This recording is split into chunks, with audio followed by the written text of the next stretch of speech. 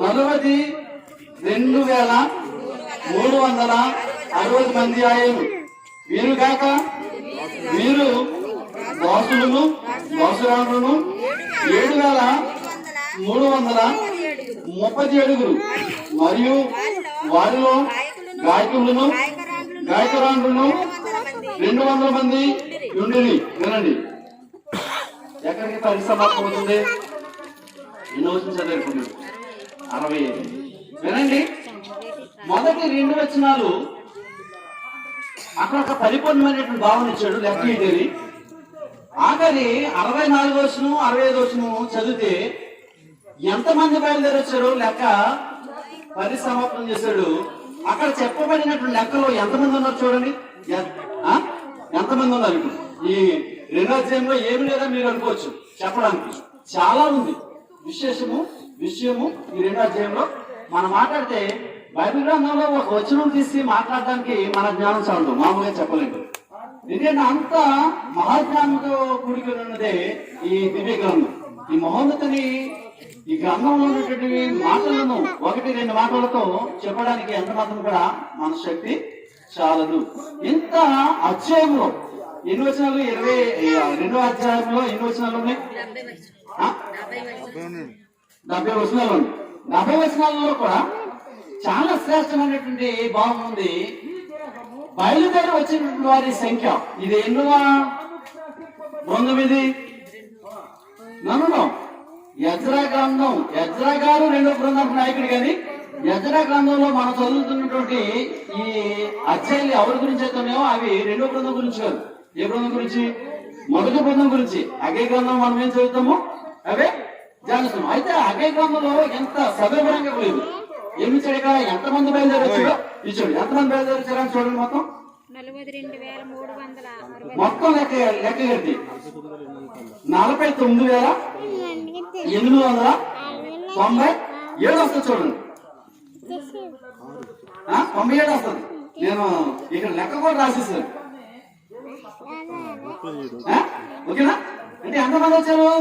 సుమారుగా 50,000 మంది. ఎవరి ఆజ్ఞ మీద వచ్చారు? కోరేష్ యొక్క ఆజ్ఞ మీద. అనేక లక్షల మంది ఆ దేశంలో బానిసలుగా బ్రతుకుతున్నారు. వినండి, ఎంతమంది బ్రతుకుతున్నారు? అనేక లక్షల మంది బ్రతుకుతున్నారు. 1, 2, 3 లక్షలు కాదు, అనేక లక్షల మంది. విస్తారమైనటువంటి జనాంగము బానిసలుగా బ్రతుకుతున్నారు దేవుని ప్రజలు. ఆ విస్తారమైనటువంటి జనాంగంతో మహాచక్రవర్తి కోరేష్ మాట్లాడాడు, మీకు విడుదల ప్రకటిస్తున్నాను. దేవుడు నన్ను ప్రేరేపించాడు. దావీదు దేవుని మహోన్నతిని నివాసయోగ్యమైనటువంటి, అంటే దేవుడు మందిరాల్లో నివసిస్తాడనేటువంటి మాట మనం అనుకోవడానికి వీలేదు. ఈ రోజున ఎక్కడ చూసినా దేవుని మందిరాలు ఉన్నాయి అంటే అవి సమాజ మందిరాలుగా పిలవబడాలి తప్ప దేవుని మందిరాలుగా పిలవడానికి వీలేదు. ఎందుకంటే ఈ కరోనా కాలంలో మన హృదయాన్ని దేవుడు తన ఆలయంగా, చెప్పండి, మన హృదయాన్ని తన ఆలయంగా దేవుడు మార్చేస్తున్నాడు. కనుక ఆకాశ మహాకాశంలో పట్టజాలని దేవుడు ఒక మానవుడు నిర్మించినటువంటి దేవాలయంలో ఉంటాడు అనుకోవడం కాదు మాత్రం కూడా వీలేదు. కనుక ఈ భక్తులు ఈ సంఘము సమాజంలో కూడిన దేవుని ఆరాధించడానికి ఒక తగినటువంటి పరిశుద్ధ స్థలాన్ని ఏర్పాటు చేసుకుని అక్కడ ఆరాధిస్తున్నాం. కనుక దాన్ని మందిరం అనుకున్నాం, లేకపోతే దేవాలయం అనుకున్నాం, ఏదైనా అనుకున్నాం. కానీ ఈ రోజున దేవుని వాక్యం చెప్తుంది, ఆ కట్టబడిన మనుషుల చేత కట్టబడిన దేవాలయాలు మందిరాల కంటే దేవుడు నిర్మించుకున్నటువంటి ఒక దేవాలయం ఉంది. అదే మానవ హృదయం, అదే దేవుని పరిశుద్ధ ఆలయంగా ఆయన ఇష్టపడుతున్నాడు. ఆ పరిశుద్ధ ఆలయాన్ని పరిశుద్ధంగా ఉంచుకోవడానికి అహర్నిశలు శ్రమించాలి, కష్టపడాలి. దేవుని జీవ గ్రంథం దగ్గర వచ్చి జీవపు మాటలు మనం నేర్చుకోవాలి. వాటిని మన హృదయంలో భద్రపరచుకోవాలి. మన మైండ్కు వాటిని అలవర్చుకోవాలి. వాటి ప్రకారం మనం జీవించాలి. ఇంతటి జ్ఞానాన్ని కలిగి ఉండాల్సినటువంటి ఆవశ్యకత ప్రయాసం ఉంటుంది. అందుకని పోలీసు అన్నాడు, సకల జనాంగాలు పిలిచి నాకు ఇచ్చినటువంటి అధికారం బట్టి మీకు విడుదల ప్రకటిస్తున్నాను, మీరు వెళ్ళండి అని. లక్షల మంది జనాంగం ఉంటే అక్కడ నుండి ఎంతమంది వచ్చారట? చెప్పండి, ఎంతమంది వచ్చారట? 49,897. ఇక్కడ లెక్క మనం ప్రత్యేకించి లెక్కటలేదు. ఎక్కడి నుంచో బయట శాస్త్రాలు చదవకలేదు, బయట గ్రంథాలు చదవకలేదు. ఇక్కడ అంత స్పష్టంగా అంటే సుమారు 50,000 మంది బయలుదేరి వచ్చినట్టు. వినండి ప్రియులరా, అన్ని లక్షల మంది ఉంటే ఈ మొదటి బృందంగా 50,000 మంది రావడానికి గల కారణం ఏంటి?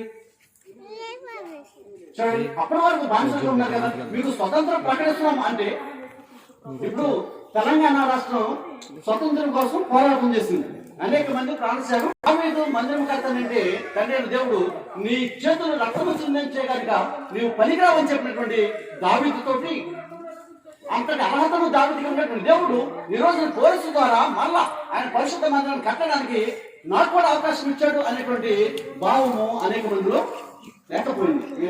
ఆలోచించేది. నేను మీకు చాలాసార్లు చెప్పాను, మన మందిర నిర్మాణ విషయంలో మన ఇల్లు మనం కట్టుకున్నా కట్టుకోకపోయినా, బాగు చేసుకుని బాగు చేసుకోకపోయినా, దేవుని పరిశుద్ధాలయాన్ని బాగు చేసే పని కానీ, నిర్మించే పని కానీ, అక్కడ పరిచయం చేసే ధర్మం కానీ మనకు కలిగినప్పుడు అది గొప్ప వరముగా భావించాలి. అది గొప్ప వరముగా భావించాలి. ఎవరికి లేనటువంటి ధన్యతను దేవుడు మనకి ఇచ్చాడు. ఎవరికి లేనటువంటి ధన్యతను దేవుడు మనకి ఇచ్చాడు. కనుక ఈ కాలంలో ఆ దేవుని పని జరిగేటువంటి కాలంలో నేనున్నాను. దేవుని పని జరిగేటువంటి కాలంలో నేనున్నాను కనుక నేను కూడా నా వంతు పనిని నేను నిర్వర్తించాలి. నేను కూడా భాగ్యుడును కావాలి దేవుని పని చేయడం ద్వారా. ఆ భాగ్యాన్ని మనం మిస్ చేసుకోకూడదు అనేటువంటి ఆలోచన ప్రతి మానవుడికి రావాలి. ఎందుకంటే మనం ఏమి సంపాదించినా ఏమి కూడా ఈ లోకం నుండి తీసుకెళ్ళలేము. ది గ్రేట్ అలెగ్జాండర్, గ్రీకులకు మూల పురుషుడు, ప్రపంచ దేశాలను జయించిన వాడు, భారతదేశం మీద కూడా అనేక వారు దండయాత్ర చేసిన వాడు. వినండి, ఆయన అందరికీ తెలుసు, జగమెరిగిన సృష్టిని. ఆయన చనిపోతూ నేను చనిపోయిన తర్వాత ఏమి పట్టుకెళ్ళడం లేదు అంటే ప్రపంచ దేశాలను గడగలాడించాను, అనేక మంది నిరపరాధుల రక్తం చిందించాను, ఏ హేతువు లేకుండా చంపివేశాను. దేంతో? రాజ్య కాంక్షతో, ప్రపంచ వీరుని అనిపించాలనే ఒక తృష్ణతో అనేక మంది చంపేశాను. కానీ నేను మరణమగుతున్నాను. నేను మరణమగుతూ ఏమీ పట్టుకెళ్ళలేకపోతున్నాను. కనుక నా చుట్టూ ఉన్నటువంటి ఈ అనేక మంది వైద్యులు కూడా నా మరణాన్ని ఆపలేకపోతున్నారు. కనుక నా చేతులు బయట పెట్టండి, నన్ను వైద్యులే మోయండి. సమాధి పెట్టెల నుండి ఆయన చేతులు బయట పెట్టమన్నాడు. ఆయన మోయమన్నది ఎవరు తెలుసా? వైద్యుల్ని, డాక్టర్ని మోయమన్నాడు. గమనించిన ఎంతటి ఆ గొప్ప బలవంతుడు, సామ్రాజ్యనేత. ఆయన ప్రజలకి ఒక సందేశం ఇచ్చాడు, ఏమి సంపాదించినా ఏమి పట్టుకెళ్ళం. కానీ అంత గొప్పవాడు దేవుని పని చేయగలిగాడా? చేయలేకపోయాడు. కానీ ఏ యోగ్యత లేని మనకు ఆయన పనిచేసేటువంటి ధర్మాన్ని, భాగ్యాన్ని దేవుడు కలిగిస్తున్నాడు. యాచక ధర్మం, వాక్యాన్ని ప్రకటించడం కాదు. యాజకుడు అంటే వాక్యాన్ని ప్రకటించడం కాదు. విశ్వాసం అంటే వాక్యాన్ని వినడే కాదు. దేవుని బిడ్డలంటే వాక్యాన్ని విని ఏదో సాయం చేత సిద్ధపాటు చేసిన వాడు రాజే. కానీ వీరు చాలా అతి తక్కువ మంది. మనం చూసినప్పుడు 50,000 మంది అంటే చాలా ఎక్కువ మంది అనుకోవచ్చు. కానీ అక్కడ ఎంతమంది ఉన్నారు? కొన్ని లక్షల మంది ఉన్నారు. చదవలో బానిస బతికిపోతున్నటువంటి కొన్ని లక్షల మంది ఉన్నారు. కానీ వచ్చినది మాత్రం సుమారు రామారామ దగ్గరగా 50,000 మంది మాత్రమే. అది మొదటి విడత. వారి లిస్టు తయారు చేసి చెప్తూ అన్నాడు. ఆ లిస్ట్ లో కొన్ని పేర్లు మనం చూసినప్పుడు మొదటి వచనంలో మనం ఓ పేర్లు చూసాం. ఏంటి చూడండి ఒకసారి. మొదటి వచనంలో మొర్దెకై అన్నమాట, నెహెమీయా అన్నమాట, షెరాయా అన్నమాట. ఈ మాటలు చూసినప్పుడు మొర్దెకై అంటే ఎక్కడ వాడే కాదనుకో మనం చెప్పండి. మొర్దెకై అంటే ఎక్కడ కనబడతాడు మనకి? ఎస్తేరు గ్రంథంలో కనబడతాడు. ఎస్తేరు గ్రంథంలో కాపాడే మొర్దెకై ఈయన కాదు. ఏనండి, ఆ మొర్దెకై ఈ మొర్దెకై ఒకటి అర్థానికి లేదు. ఎందుకంటే ఎస్తేరు గ్రంథంలో చరిత్ర ఎక్కడ జరుగుతుందంటే పర్షియా దేశంలో జరుగుతున్నటువంటి చరిత్ర అది. ఈ చరిత్ర ఎక్కడ జరుగుతున్న చరిత్ర అంటే ఎక్కడ జరుగుతున్న చరిత్ర? యోధా దేశంలో. ఎక్కడ గారికి చెప్పండి ఇక్కడ చదవండి. చెరువు నుండి విడిపింపబడి యెరూషలేముకును యోధా దేశములకును తమ తమ పట్టణములకు పోనట్లుగా. వినండి, ఎక్కడ జరుగుతుంది చరిత్ర? ఇది యోధా దేశంలో, యెరూషలేములో జరుగుతుంది. ఆ ఎస్తేరు చరిత్ర ఎక్కడ జరుగుతుందంటే పారసీక దేశంలో జరుగుతుంది. కనుక ఈ మొర్దెకై ఆ మొర్దెకై అనుకోవడానికి వీల్లేదు. తర్వాత ఇంకా కొంతమంది పేర్లు మనం చూసినప్పుడు ఈ గ్రంథంలో ఇంకొక విషయం మనం చూడగలం. చూడండి, 21వ వచనంలో మాట ఉంది. 21వ వచనం, బెత్లెహేము వంశస్థులు. వినండి, ఏ వంశస్థులు అంటే మీకు చాలాసార్లు చెప్పాను నేను. ఒక ఇంటి పేరు ఎవరికుందని చెప్పాను? గ్రామాలు కూడా ఉంది. గ్రామం పేర్లతో ఇంటి పేర్లు పిలువబడే వారు చాలా మంది ఉన్నారు. ఇంటి పేర్లు గ్రామాల పేర్లు ఒకటిగా చాలా చోట్ల ఉన్నాయి. వినండి, ఇక్కడ మనం బెత్లెహేము గ్రామం అనేది తెలుసు కదా. బెత్లెహేము అనేది ఒక గ్రామం ఉందని తెలుసు. ఆ బెత్లెహేము అనే గ్రామంలో యేసుక్రీస్తు వారు పుట్టాడని తెలుసు మనకి. కానీ ఆ బెత్లెహేము అనే గ్రామమే కాకుండా బెత్లెహేము అనేది ఒక వంశమ పేరు కూడా మనకి అర్థమవుతుంది ఈ గ్రంథం నుండి. ఇంకొక మాట చెప్తాను నేను. ఇంకొక మాట ఏంటంటే చూడండి, 55వ వచనం, సొలొమోను సేవకుల వంశస్థులను, సొటాయి వంశస్థులను, సోపెరెతు వంశస్థులను, పెరుద వంశస్థులను, వినండి ఇలాగ యహల వంశస్థులను, ఇలాగ రకరకాల వంశాల గురించి చెబుతూ ఆయన ఇంతమంది బయలుదేరి రావడానికి గల కారణం ఏంటి తెలుసా? మత్తయి శుభవార్త 22వ అధ్యాయం 14వ వచనం అనుకుంటా ఓ మాట్లాడాడు. చూడండి ఒకసారి.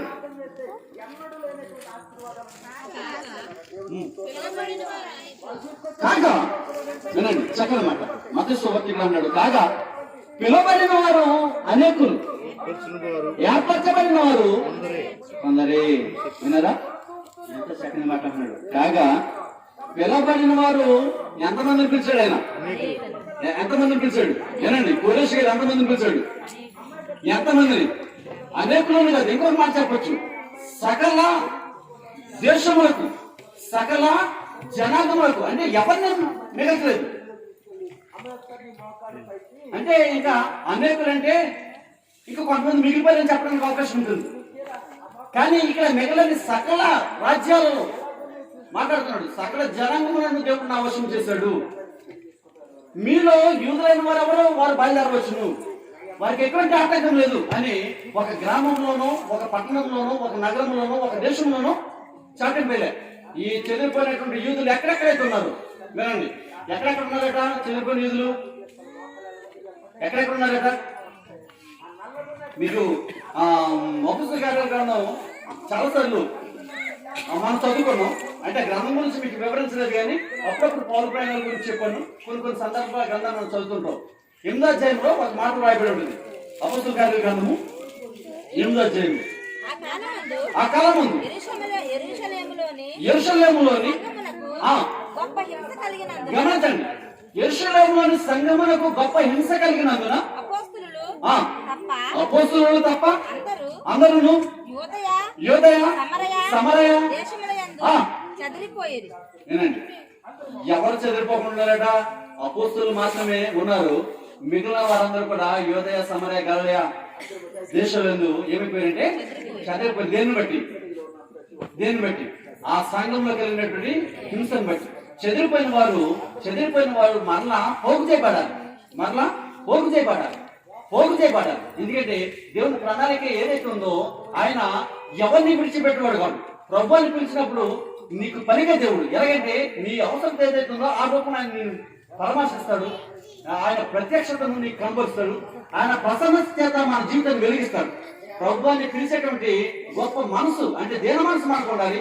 ప్రభు యొక్క కనికరాన్ని పొందుకోవడానికి మనకు ఆ భాగ్యం ఉండాలి. అంటే ప్రభువుని పిలిచేటువంటి ప్రతి ఒక్కరికి ప్రత్యక్షమవుతాడే దేవుడు. అంటే దేవుని ప్రత్యక్షత దైవ రూపంలో మీకు దగ్గర రాదు. కానీ నువ్వు ఏ అవసరతను దేవుడిని పిలుస్తున్నావో అవసరతను ఏదో ఒక రూపంలో ఆయన నీకు తీరుస్తాడు. అంటే నువ్వు నీ దేవుడిని నమ్మగలిగితే ఒక మాట అంటాడు. రోమపత్రిక, రోమిలకు రాసిన పత్రికలో 8:28 వచనంలో ఒక మాట అంటాడు. చదవండి ఒకసారి. దేవుడు ప్రేమించు వారికి అనగా ఆయన సంకల్పము చొప్పున పిలువబడిన వారికి. పిలువబడిన వారు ఎంతమంది అంట? పిలువబడిన వారు ఎంతమంది అంట? పిలువబడిన వారు అనేకులు. ఈ పిలువబడిన వారికి ఏం కలగాలని ఆశిస్తున్నాడు దేవుడు? ఇక్కడ మనం చదివినట్లయితే పిలువబడిన వారికి మేలు కలుగుటకై సమస్తము సమకూర్చి జరిగించే దేవుడు మన దేవుడు. వినండి, సమస్తమును సమకూర్చి నీకేమి కావాలో నీ అవసరం నువ్వు ఎరగక ముందే అక్కడతో లేని దేవుడు మన దేవుడు. అంటే మన అవసరాలు తీర్చడానికి ఆయన ఉన్నాడా? శరీర సంబంధమైన అవసరాలు తీర్చడానికి ఉన్నాడా? లేకపోతే ఆయన ఎందుకొరకు తన కుమారుడు యేసుక్రీస్తుని ఈ లోకానికి పంపించాడు అంటే శరీర అవసరాలు ఎవరైనా ఒకరు తీర్చొచ్చు వినండి, కానీ నీ ఆత్మీయ అవసరతను, నీ ఆత్మీయ దాహాన్ని, నీ ఆత్మకు అంటినటువంటి పాపాన్ని కడిగివేవాడు ఒక యేసుక్రీస్తు మాత్రమే. ఎవరు కూడా ఎవరి వల్ల రక్షణ కలగదు, యేసుక్రీస్తు వల్ల మాత్రమే రక్షణ కలుగుతుంది అనేటువంటి విశ్వాసంతో మనం ఉన్నట్లయితే, ఆయన పిలిచినటువంటి పిలుపును మనం గ్రహిస్తే అనేకమైనటువంటి విషయాల్లో తన ప్రజల వారికి దేవుడు మేలు చేస్తుంది. కీడుకైనా మేలుకైనా మనం ఆ భక్తి విశ్వాసము ప్రామాణికంగా ఎన్నుకోక, మేలు జరిగిన కీడు జరిగిన దేవుని చిత్తమని నువ్వు బ్రతకలిగితే ఆపదలో నుండి నేను విడిపించేవాడు నీ దేవుడు. ఎందుకంటే ఆ యోబు జీవితంలో మనం చూసినప్పుడు ఎన్నో శ్రమలు సంభవించినప్పుడు ఏనాడు కూడా దేవాది దేవుని పల్లెత్తు మాట్లాడడానికి ఏనాడు కూడా సాహసించలేదు. ఎందుకంటే శ్రమలు కలిగేసిన విడిపించడానికి శక్తి కలిగిన వాడు నా దేవుడు. ఈ ఘనత వచ్చిందంటే దేవుడు ఇచ్చింది. ఒకవేళ ఇది పోయినా నాకేమి షడ్రకు మిషకు అభేద్యోగా అనే వారిని పిలిచినప్పుడు, అయ్యా నువ్వు మా దేవతను ఎందుకు పూజించడం లేదంటే అలా అంటారు, సకల రాజ్యంలో నేరేటువంటి వాడు ఒక ఆయన ఉన్నాడు, ఆయన తప్ప మరి మేము ఎవరు కూడా సేవింపము పూజింపము. ఒకవేళ నువ్వు నేను నిలబెట్టినటువంటి ప్రతిమకు నమస్కారం చేయకపోతే అగ్నిగుండంలో పడవేస్తామంటే అంటాడు, ఒకవేళ నువ్వు అగ్నిగుండంలో పడవేస్తే మమ్మల్ని రక్షించడానికి మా దేవుడు శక్తిమంతుడు. ఒకవేళ ఆయన రక్షించకపోయినా ఓ రాజా నువ్వు నిలబెట్టినటువంటి ఆ ప్రతిజ్ఞ మేము ఏం చేయు, నమస్కారము చెయ్యం. ఒకవేళ రక్షించకపోయినా వినండి, ఎంతటి గొప్ప నిరీక్షణ, ఎంతటి ధైర్యము, ఎంతటి నమ్మకము, మా దేవుడు రక్షించడానికి సమర్థుడు. ఒకవేళ మా జీవితము ఆయనకు ఉపయోగం కాదనుకుంటే, ఇక్కడికే మా జీవితాన్ని ఆయన ముగించాలనుకుంటే మేము దానికైనా ఇష్టపడతాం, కానీ మీ దేవతకు నమస్కారం చేయడానికి ఎంత మాత్రం కూడా మా చేతులు చాపమన్నారు. చూడండి ఎంతటి భక్తి అండి, ఎంతటి ధైర్యం అండి. క్రైస్తవుడు అటువంటి భక్తి భావంతో ఉండాలి, అటువంటి ధైర్యశాలి ఉండాలి. ఆపద వచ్చిందంటే ఎగిరిపోయేలాగా, ఏదన్నా పక్కన ఏదో పాముసిందంటే గెలిపిలిచ్చేసే వాళ్ళ కాదు. ఒకవేళ నిజంగా ఏదన్నా ఆపద వస్తే దేవుడు మన ఆపదను బట్టి మహింపరచబడాలి. వినండి, మనకు కలిగినటువంటి ఆపదను బట్టి యావత్ దేవుడు ఎంపరచబడాలి, మహింపరచబడాలి. ఎందుకంటే నీ ఆపదల్లో కూడా నీ విశ్వాసము వెనకడానికి, తొలగడానికి, కుడి ఎడమలకు పడిపోవడానికి వీలు లేదు. అటువంటిప్పుడే నువ్వు నిజమైనటువంటి విశ్వాసగా దేవుని దృష్టిలో పరిగణించబడతావు, శ్రమలలో దేవుని చేత విడిపించబడతావు. సమస్తము సమకూడి జరిగిస్తున్నాడంటే ఎందుకు తెలుసా? అపోస్తలుడు పౌలు అంటాడు కొరింథీయులకు రాస్తూ మొదటి పత్రిక మొదటి అధ్యాయం మొదటి వచనంలో ఒక మాట అంటాడు, చదవండి. ఆ దేవుని చిత్తము వలన యేసుక్రీస్తు యొక్క అపోస్తలుడుగా ఉండుటకు పిలువబడిన పౌలను అంటున్నాడు. వినండి, దేని ప్రకారం అంట? దేవుని చిత్తము చెప్పున అపోస్తలుడుగా పిలువబడడానికి నేను ఏ అర్హుని కాదు, కానీ దేవుని చిత్తము చేతనే నేను అపోస్తలుడుగా పిలువబడ్డాను. రెండో వచనం కూడా అంటాడు మాట, చదవండి. కొరింథీయులలో ఉన్న దేవుని సంఘములకు అనగా క్రీస్తు యేసునందు పరిశుద్ధపరచబడిన వారే, పరిశుద్ధులుగా ఉండుటకు పిలువబడిన వారే. వినండి, దేవుని చేత పరిశుద్ధపరచబడిన వారే, పరిశుద్ధులుగా ఉండుటకు ఎవరట? దేవుడు చేత పిలువబడిన వారు. వినండి, అయితే అనేక మందిని పిలుస్తుంటే పరిశుద్ధతగా జీవించడానికి దేవుడు పిలుస్తున్నాడు అనేటువంటి అవగాహన చాలా మందిలో లేకపోయింది ఈ రోజున. వినండి, చాలా మంది పిలుస్తున్నారు. ప్రతి ఒక్కరిని ఆయన స్వరము చేత, సేవకుల ద్వారా, ఆయా భక్తుల ద్వారా, ఆ పాటల ద్వారా, ఆ ప్రార్థన ద్వారా, ఆరాధన ద్వారా ఎందరైతే స్వరాన్ని వింటున్నారో, ఆ టీవీ మాధ్యమాల ద్వారా ఎందరైతే దేవుని వాక్యం వింటున్నారో వారందరూ కూడా గర్భమున రూపింపబడినప్పుడే నిన్ను పేరు పెట్టి పిలుచున్నానని ఇర్మియా ప్రవక్త ద్వారా మాట్లాడిన దేవుడు ఆయా సమయాలలో నీతోటి, నాతోటి, మనందరితో మాట్లాడడానికి ఇష్టపడుతున్నాడు, మాట్లాడుతున్నాడు. ఆయన గారి ఆ పిలుపును మనం ఏం చేయలేకపోతున్నాం చెప్పండి? గ్రహించలేకపోతున్నాం. ఈ రోజున కోరిషు అనేక మందిని పిలిచాడు కానీ వాళ్ళందరూ కూడా రాలేకపోయారు. తెలుసా? ఎందుకు తెలుసా? దేవుని ఏర్పాటు వారు గ్రహించలేకపోయారు. దేవుని ఏర్పాటును వారు గ్రహించలేకపోయారు. అదే అధ్యాయంలో 24 వచనం అంటాడు పౌలు, ఆ, అన్యజనులకు మొదటి అధ్యాయమే మొదటి చదవండి. ఆయన యూదులకు ఆటంకముగాను ఉమ్, అన్యజనులకు ఉమ్, వెర్రితనముగాను ఉన్నాడు. అదేనండి. గాని యూదులకేమి గ్రీసు దేశస్థులకేమి గ్రీసు దేశస్తులకేమి పిలువబడిన వారికే పిలువబడిన వారికి క్రీస్తు అబ్బబ్బబ్బ, ఎంత చక్కటి మాట్లాడు. ఒక మాట అంటున్నాడు ప్రారంభంలో, ఆయన యూదులకు ఆటంకముగాను ఆటంకం ఉన్నాడు, అన్యజనులకు అన్యజనులకు వెర్రితనముగాను వెలితనుకున్నాడు. కానీ యూదులకేమి గ్రీసు దేశస్థులకేమి గ్రీసు దేశస్తులకేమి పిలువబడిన వారికి పిలువబడిన వారికి క్రీస్తు దేవుని శక్తియును అబ్బా, క్రీస్తు ఏమైనాడట? పిలువబడిన వారికి క్రీస్తు దేవుని శక్తి ఉన్నాడు. పిలువబడినప్పుడు నీవు ఆ పిలుపుని గ్రహించకపోతే నువ్వేసుకోబడుతున్నావని అర్థం కావాలి. దేవుని శక్తిని నీ మీదకు వచ్చినటువంటి దేవుని శక్తిని నీకు అనుభవించబడి అక్కడ దేవుని ప్రభావాన్ని నువ్వు కోల్పోతున్నావు, పోగొట్టుకున్నావు అనేటువంటి సత్యం నీకు అర్థం కావాలి. ఎవరికట అది? పిలువబడిన వారికి ఏమైందట? దేవుని శక్తి ఉన్నదట. వినండి, జ్ఞానమై ఉన్నదట. ఎలా బ్రతకాలో, ఎలా ప్రభుని ఆరాధించాలి. ఈ లోకంలో బ్రతకడానికి అనేక రకాల మనసులు ఉన్నవారు ఉన్నారు, అనేక రకాల జ్ఞానం కలిగిన వారు ఉన్నారు ఈ లోకంలో బ్రతకడానికి. కానీ ఈ లోకంలో బ్రతకడం కేవలము చాలా చిన్న జీవితం. 60-70 సంవత్సరాల ఆయుష్కాలం. ఒకవేళ 80 సంవత్సరాలు బ్రతికితే, ఒకవేళ 85, 90, 100, 110 సంవత్సరాలు బ్రతికితే అదంతా కూడా ఆయాసమే. నువ్వు 65 సంవత్సరాల తర్వాత నువ్వే పని చేయాలన్నా, ఒక యవనస్తుడు చేసినట్టుగా నువ్వు చేయాలంటే ఎంతో కష్టపడాలి. నీ బ్రతికంటే ఆయాసమే, అనేక మంది భారమే. కానీ ఈ భారభరితమైనటువంటి బ్రతుకులో కూడా మనం ఇంకా సరిజులుగా ఉన్నామంటే దేవుని సంకల్పము మన పట్ల ఉంది. మనం ఇంకా ఏదైనా దేవుని పని చేయాల్సినటువంటి బాధ్యతను మనం విస్మరిస్తున్నామా అనేటువంటి సత్యాన్ని గ్రహించాలి. ఏదో లోకంలో బ్రతుకుతున్నామంటే ఈ లోకం మాలిన్యం వరకు, ఈ లోకంలో ఉన్నటువంటి సకల దోషాల వరకు గంపం కాడుతూ దేవుడు ఇచ్చినటువంటి ఆ ఉన్నతమైన పిలుపును పోగొట్టుకుంటూ నేటికి సమాజంలో అనేక మంది వృద్ధులుగా ఉన్నవారు, పెద్దవారికి ఉన్నవారు పనికి మారిన బ్రతుకుతున్నారు తప్ప దేవుని అంగీకరింపని వారిగా బ్రతుకుతున్నారు తప్ప దేవుని అంగీకరించి ఆయన ఇచ్చినటువంటి జీవితానికి ఒక సార్థకతను, ఒక పరమార్థాన్ని ఎదుర్కొన్నటువంటి ఆలోచన, విన్యాస అనేక మందిలో లేకపోవడం ఈ రోజున ఎంత విచారకరమైనటువంటి విషయం అంటే దేవుని ఒకే మాట్లాడుతుంది. పిలబడిన వారు దేవుని శక్తి ఉన్నారు, దేవుడు అనుగ్రహించినటువంటి మహిమకు పాత్రలై ఉన్నారు. చూసారా ఎంత చక్కగా దేవుడు మనతో మాట్లాడడానికి ఇష్టపడుతున్నాడు. కొరింథీయులకు రాసినటువంటి ఆ పత్రికలో అంత చక్కని మాటలను వివరించడానికి గల కారణం ఏంటంటే కొరింథీ ద్వారా అనేక మంది పిలబడ్డారు. కానీ తర్వాత కొంతమంది వచ్చారు, 3 దఫాలుగా వచ్చారు. ఇంకా కొంతమంది ఎక్కడ మిగిలిపోయారు చెప్పండి? ఇంకా 3 దఫాలుగా వచ్చినా గానీ ఇంకా కొంతమంది పాశ్చాత్య ప్రదేశంలోనే మిగిలిపోయారు. వారెవరంటే ఇప్పుడు మేము మీకు చాలాసార్లు చెప్పాను, హైదరాబాద్ లో ఇళ్ళు, పొలాలు, ఎస్టేట్లు సంపాదించుకుని అది తెలంగాణ రాష్ట్రమైనా పుట్టినవాడు ఆంధ్రప్రదేశ్ వాడైనా వాడు ఆంధ్రప్రదేశ్ లో ఉండడానికి ఇష్టపడక ఎక్కడున్నాడు?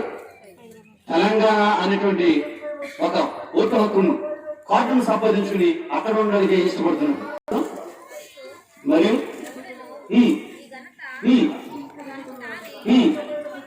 వినండి, ఎవడు కూడా దేవుని చిత్తము, దేవుని ఏర్పాటు, దేవుని పిలుపు లేకుండా ఎవరికి కూడా ఒక ఘనత రాదు.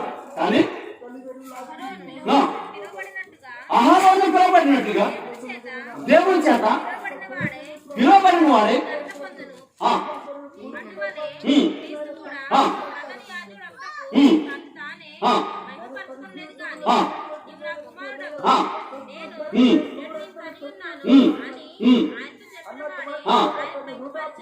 వినండి, మహిమ అనేది మన సొంతం కాదు.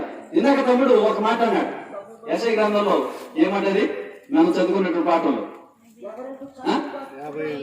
55వ అధ్యాయము 3వ వచనం చదవండి ఒకసారి.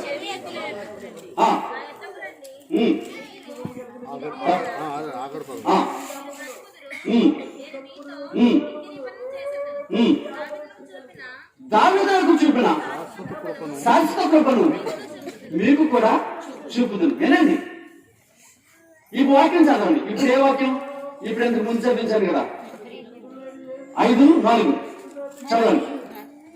మరియు ఎవడను తనకు తానే ఎంచుకొనుడు గాని ఆ, అహరోను అహరోను పిలువబడినట్టుగా దేవుని చేత పిలువబడిన వాడే పిలువబడిన వాడే ఘనత పొందును. ఏ అటువలే ఆ. క్రీస్తు కూడా క్రీస్తు కూడా ప్రధాన యాజకుడొకటకు ప్రధాన యాజకుడు తనను తాను మహిమపరచుకోవడం లేదు కానీ నీవు నా కుమారుడవు. దేవుడే క్రీస్తును అంటే అహరోనును ఏర్పరచుకున్నటువంటి దేవుడే ఆ యేసు క్రీస్తును కూడా ఏర్పరచుకున్నాడు. యేసు క్రీస్తును ఏర్పరచుకున్నటువంటి దేవుడే ఈ రోజు కడవరి గడియాలలో జీవిస్తున్నటువంటి మానవులను ఆయన యాజక ధర్మాన్ని పిలుచుకున్నాడు. మీకు చాలాసార్లు చెప్పాను, ఈ రోజున యూదుడేం లేదు, ఇజ్రాయేల్ లేదు, అందరూ కూడా ఎవరైపోయారు? అందరూ కూడా నువ్వు క్రీస్తు యేసు యొక్క రక్తము ద్వారా, సిల్వ రక్తము ద్వారా కడగబడినటువంటి ఇప్పుడు నీటిలో మునుగుతున్నామంటే దాని అర్థం ఏంటి? బాప్తిస్మం అనేటువంటి ఒక ప్రక్రియలో నీటిలో మునుగుతున్నటువంటి దాని అర్థం ఏంటి? నీరు మన పాపాలను కడిగివేస్తుందా? వినండి, నీరు మన పాపాలను కడిగివేస్తుందా? మీకు అర్థమైందా? నీరు ఏం కడిగివేస్తుంది? మన మురికిని కడుగుతుంది. కానీ ఆత్మ పంచినటువంటి పాపాన్ని కడగగలరా? ఆలోచన చేయండి. ఆత్మకు అంటినటువంటి పాపాన్ని నీరు కడగగలదా?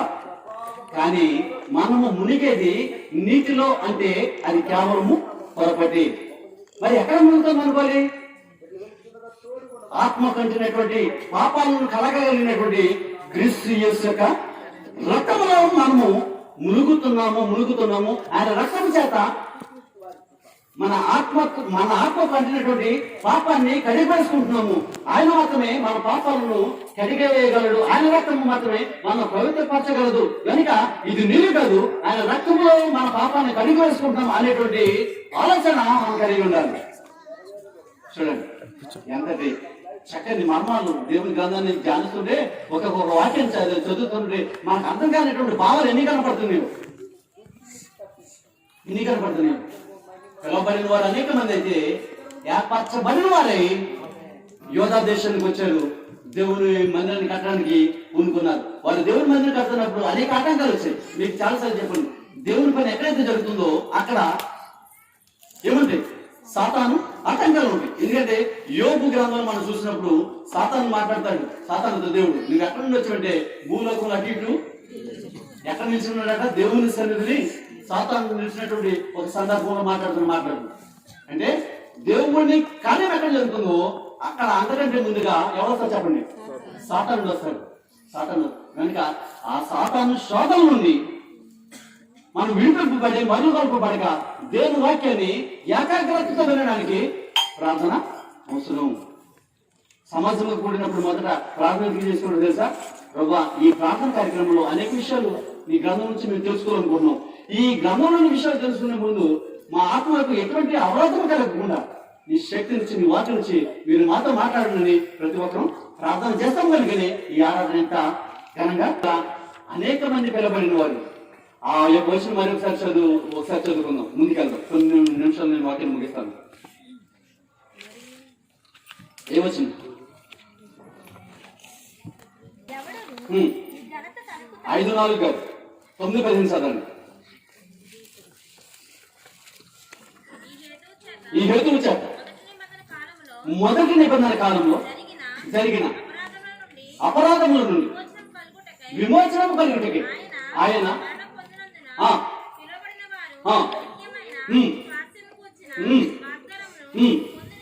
చాలు.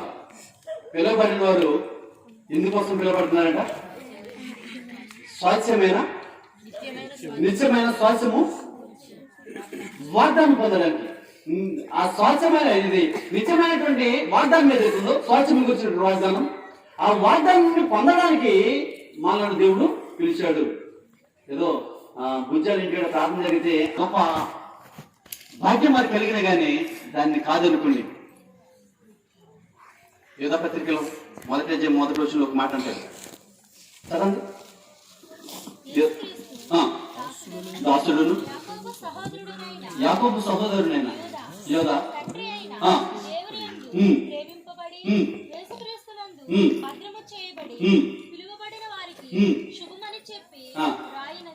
ఎవరికి రాస్తున్నాడు? అనేక మంది లోకం బాగా పై వచ్చిన కూడా చదవండి. అంటే గొర్రెపిల్ల ప్రభువునకు ప్రభువును గొర్రెపిల్ల ఎవరైతే ప్రభువునకు ప్రభువును రాజులకు రాజే రాజులకు రాజే ఉన్నానన్న ఉన్నందున మన ఉండిన వారు కొనబడిన వారై ఆ గొర్రె పిల్లతో కూడా ఉండిన వారు ఎవరైనా నందున వినండి, యేసు క్రీస్తు ఉన్నవాడు, గొర్రె పిల్ల పరిగణింపబడుతున్నటువంటి యేసు క్రీస్తు ఉన్నవారు ఎవరట? పిలవబడిన వారైనందున. వినండి, పిలవబడిన వారైనందున ఏర్పరచబడిన వారై ఆ, నమ్మకమైన వారై ఆ, ఉన్నందున ఆయన ఆ, ఆ రాజులను ఆ, జయించెను. వినండి, ఎవరిని జయించాడట? ఆ రాజులను జయించాడట. ఎవరు ఎవరు ఎవరి ద్వారా? ఆయనతో ఉన్నవారు ఎటువంటి వారట?